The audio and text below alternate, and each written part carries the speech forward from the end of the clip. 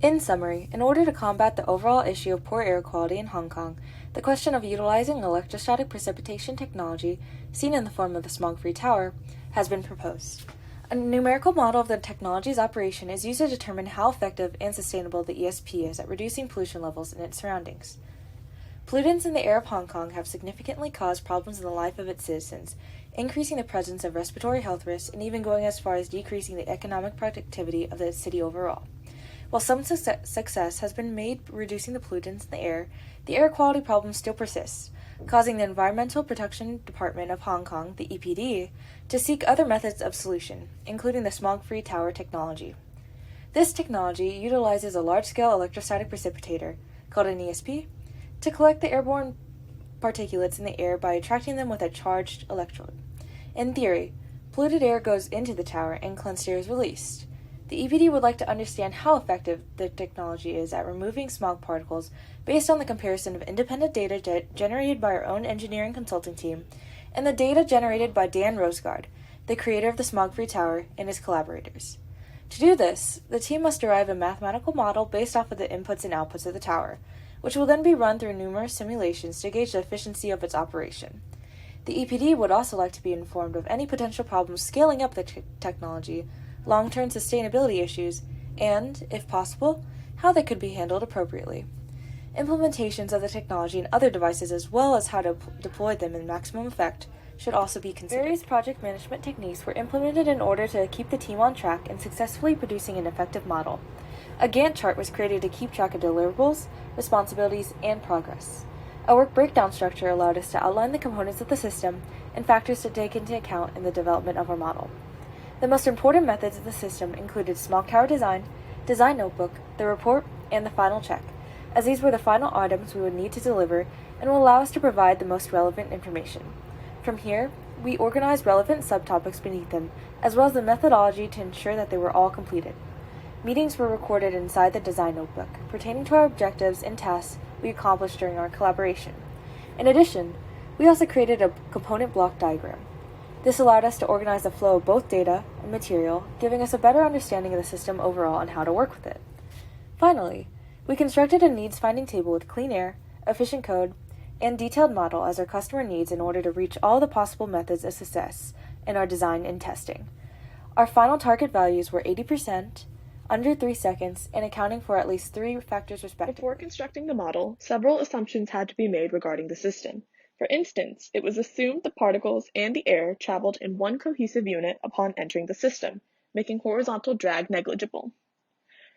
Other significant assumptions include that the air was in Stokes flow, as this is the most likely form of fluid movement in an environment such as this one. Another was that the size and charge of each of the particles was equal, as each particle is the same pollution molecule and thus will have the same properties. Furthermore, it was assumed that the collection of the particles on the plate over time follows a normal distribution, as the law of large numbers states that this will prove true over time. This was used to calculate our efficiency. In order to create an accurate representation, several constants were predetermined based on research and information gathered from Rosegard's reports.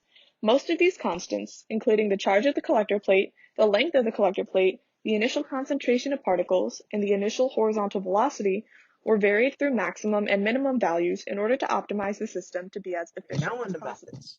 So as we look at the top, we can see this really long and messy equation. Now this equation takes into account the gravitational force of the particle from gravity, of course.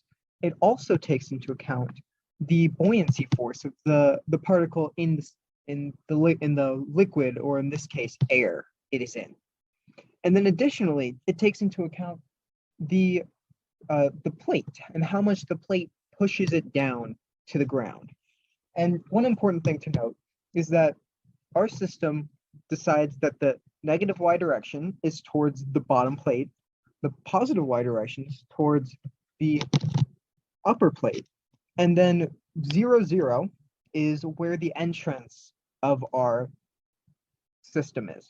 And it goes to the right, to the positive x direction. Now, in order to calculate the acceleration, position, velocity, we first have to assume 2 points. We have to assume the initial velocity and the initial position, both in the y direction of the particle. and of course the initial x direction, but that's 0. So we assume the initial position in the y direction to be h over 2, which is the center of the two plates. And then we assume the initial velocity to be very, very close to 0, but not quite 0 in the negative direction, because at the end of the day, our particles can be pushed down. And this helps us account for an issue we ran into with the Reynolds number. Now, what happens is you take the first acceleration, which is calculated through your initial velocity that you gave and your initial position, and then you take the equation, and then you have a time step, delta t. And what you end up doing is you do delta t times your acceleration plus your previous net velocity equals your new velocity. And you do the same thing with distance, but instead of acceleration, use velocity. And you run this for every single time until your distance becomes 0 for the y direction. Now, once we have this, we end up running this loop twice. The first time to get kind of an approximate distance it takes for a particle to hit. And then the second time we run it, we go ahead and we apply that to the system of particles. We assume all the particles make up one system, and that the concentration changes linearly as from the beginning to the end of the collector plate. And then we use that to find the final distance particle travels. And once we find that final distance, we can calculate the efficiency through that distance and collector length and various With other help of the factors. mathematical model for the smog tower technology, the team determined the overall efficiency of the system to be 85.91%. According to the Cotter's method analysis, there was no difference between the Cotter's table for PM2.5 and PM10 particles, so changes apply to either system. The team arrived at the conclusion that for optimum performance, the charge of the ESP wire plates and the collector length should be maximized, whereas the initial horizontal velocity should be minimized. The team deduced that the ideal values for the aforementioned parameters to create an efficient system would be as follows. The charge of the collector plate should be 10 coulombs, the collector length should be 10 meters, whereas the horizontal velocity should be 3 meters per second. This gives an overall efficiency of 85.91%. However, Rosgaard's report and the company's assumed constants render an efficiency of only 63.16%, which is much lower. As a result of this low efficiency, the team decided that the smog tower system was relatively inefficient. Moving on to the discussion, according to Rosgaard, this technology is environmentally sustainable as it requires only 1,170 watts of real electricity and positive ion technology per tower. Thus, it may seem like it has theoretically easy operational requirements. However, the team realized that the ESP's efficiency was significant only when in close proximity to the ESP. Thus, multiple towers would have to be set up, ideally in a grid-like fashion all over the city. The tower is 7 meters high and the efficiency of the ESP is lowered as the distance from the ESP increases. In terms of architectural considerations, this large size and its limited efficiency is not favorable for a densely populated city like Hong Kong. The team discovered that the major sources of pollution were due to the shipping industry, power plants, and shopping districts with large roadside pollution. The fact that Hong Kong is a shipping hub and it isn't favorable for large-scale renewable energy generation doesn't help. Additionally, a majority of the vehicles continue to be powered by fossil fuels through internal combustion engines. The overall cost of the project ranges from 36,500 USD to 225,000 US dollars per standard cubic meter per second flow rate of air in 2002 USD. According to the report, the cost for the tower can be potentially much higher since Hong Kong has a higher pollution level, thus may require ESPs constructed out of titanium and stainless steel. As mentioned before, Hong Kong will require multiple towers to be set up across the city. This cost is not economically sustainable or viable. The initial cost is too high and the returns are too low for it to be cost effective in both the short and the long term. Additionally, it won't result in any significant change in the air pollution levels, which will bring little health benefits, so it won't benefit either the citizens or the government physically or Overall, it economically. was determined that the original Roost Guard model is ineffective and likely should not be implemented on a large scale. The overall remover of pollution was not a high enough proportion of the original smog to validate its continued growth. However, it was determined that with a few small adjustments, it would be possible to create a model that is over 20% more effective than the one created by Rusgaard.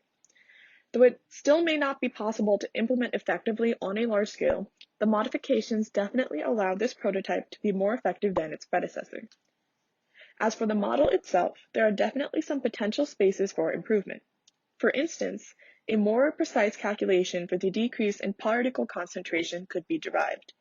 The current one was based on a linear change, and adding more complexity to it would derive a more accurate representation of the air cleaning design. Furthermore, we could also take into account the plates on a broader scale. We focused primarily on the movement of air in the horizontal and vertical directions. Incorporating the dimensions of the plates in width would allow for more particles to be captured as they passed over the plates, creating a more effective design with a more accurate representation of realistic implementation. If we incorporated these factors into our calculations, it would likely play a significant role in our efficiency and accuracy of the model overall. However, holistically, our model successfully met initial target values with a final efficiency of 85.9%. The code ran in under 3 seconds and accounted for 4 different variable factors. Therefore, it was successful and effective in its ability to produce accurate data and recommendations.